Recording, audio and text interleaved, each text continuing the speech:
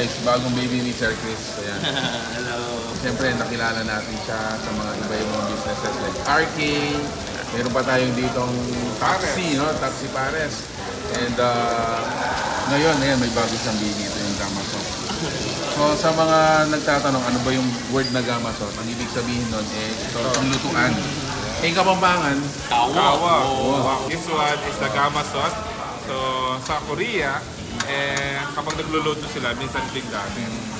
actually, ang ganda ng ano niya, pagkaka-design ng kawa pag ganito yung setup. So, dito mo niluluto and then yung dito is for ano na lang, Warmer. warmer. Minimaintain natin yung heat.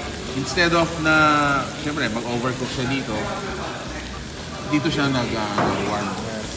And then different kinds of dishes, guys. Ilan yung mga meats natin So, daw? meron tayong, for the price of 849 pesos, matitikman mo na yung 14 types of meats from seafood, pork, yung beef nila, at the same time, yung mga shrimp nila. Yan. Plus, syempre, meron tayong mga unlimited side dishes dito. Pero ang maganda dito, yung kanilang ribeye. Whoa! So ito yung mga raw meats natin, guys. Niluluto natin sila. Meron na tayong cook doon. Now, aside from the raw meats na niluluto, of course, meron tayong mga cook na. For Chris, meron kong tatlong different kinds of Chicken wings. Korean chicken wings. Yung isa is gochujang, honey gochujang. Classic, kumbaga salt and pepper lang. Tapos meron kaming soy garlic. Sama sa unlimited.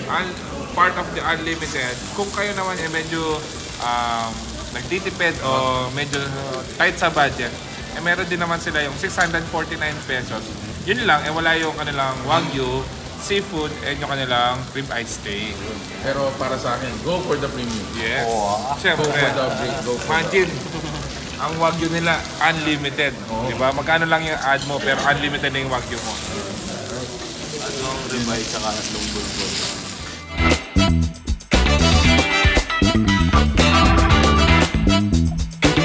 So, imagine guys, Wagyu beef. Unlimited. So guys, sa mga nagtatanong, ayan, ito po yung ginagamit nilang mga Wagyu cubes. Ayan. For sure, yung mga mahilig sa mga steak, nakikilala nitong ganitong brand na to.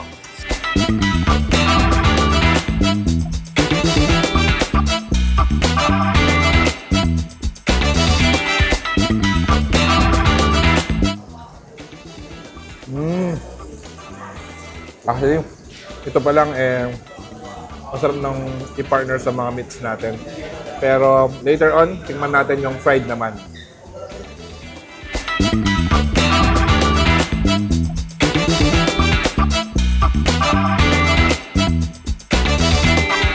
Alright, so ayun guys, another place for you to check out. Yes. This is Gamasot, located dito po sa may Barangay Kudkut, Angeles City. Ang Landmark pinaka-landmark dito. natin dito is yung flyover. Open sila from 10 a.m. hanggang 10 p.m. every day.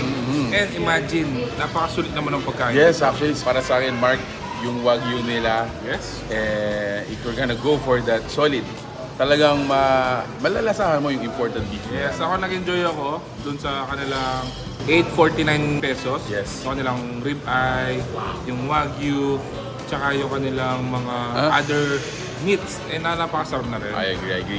So guys, it's for you to find out, it's for you to check out. Please visit this place. Sabihin nyo rin po sa amin yung experience nyo dito. Yeah, so that's it.